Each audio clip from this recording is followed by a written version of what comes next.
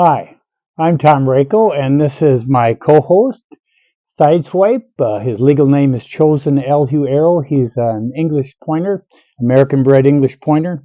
And I want to talk about the argument I could never kill an animal. In fact, if you go to rockdove.com, you can look at a podcast titled that. If you go to the Buzzsprout, follow the link at rockdove.com, you will get the fuller argument, but I want to touch on it.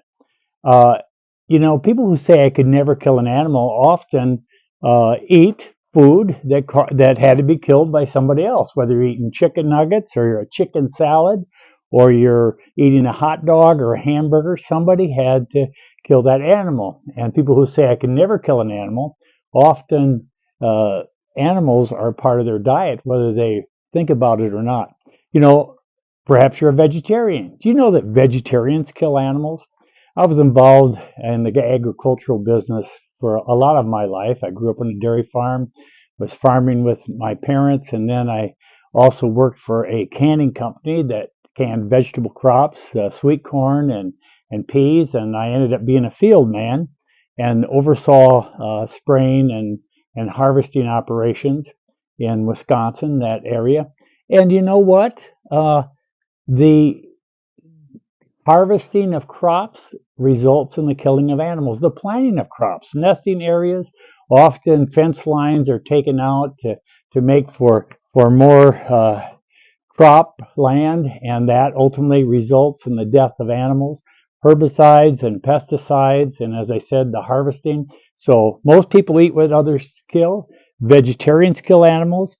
Uh, People who advocate for the excessive protection of animals like wolves ultimately have an adverse effect upon elk and deer populations. In fact, one place in Idaho, the elk herd was literally decimated in a short period of time because of the wolf pack. It takes a lot of meat to feed a 150-pound wolf. Well, birds of prey, they kill animals. If you drive along, for example, through Kansas, I'm always amazed at how you'll see red-tailed hawks and other birds of prey. Just you go a little distance, there's one. You go a little distance, there's another one up on a pole or up in a tree. Well, they have to eat something, so they are. We protect these birds of prey, but ultimately it costs the death of other creatures when trapping or hunting is curtailed. What happens? Well, you have things like raccoons and mink that affect egg hatches, even if it's an endangered species. Pet owners kill animals.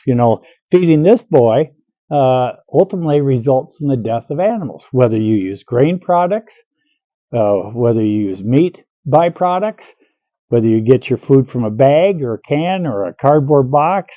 Ultimately, pet owners kill animals. Not only do most people eat what others kill, vegetarians kill animals, advocates for the excessive protection of certain types of animals kill other animals, but pet owners kill animals, cat owners. Do you know that in the United States alone, it's estimated that because of the common house cat roaming around, that 1 to 4 million birds are killed every single day.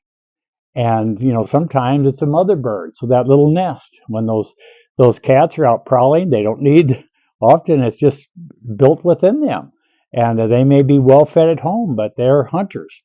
People who drive cars and fly in planes and get their energy from wind turbines or houses with big windows. When those birds smack into them, or big office buildings. Those who work in office buildings kill animals. Those who have their vegetables and fruits shipped by plane, those planes will suck birds right through those engines, and they kill animals. Tens of thousands of birds have been killed in a single collision with communication towers. Windmills kill animals. And the fact is that we live in a world in which, for us to survive, ultimately it results in the death. Now, we should never enjoy that, but some of us are alive because of the creatures that were either tested or help us physically, whether it's cancer or whether it's a pig valve or whatever it may be. Animals have played an important part, but we play a part and their demise, whether we like it or not. So, according to the Bible, we have been given the privilege and responsibility of using animals, of ruling them, not abusing them, but ruling them. And ever since Genesis 10, the permission to eat animals was enacted. And of course, Jesus ate the Passover meal. He ate a piece of broiled fish after he was raised from the dead. We're not to abuse animals or misuse them or waste them, but we recognize that they are a gift from God. So if you want to know more, you can go to the Rockdale Publications website. Looks like Sideswipe, my host here, is getting a little anxious.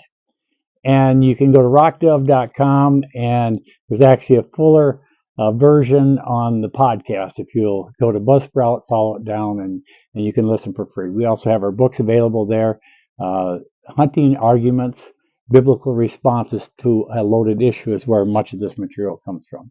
Thanks for joining us. I hope that you'll join us again next time.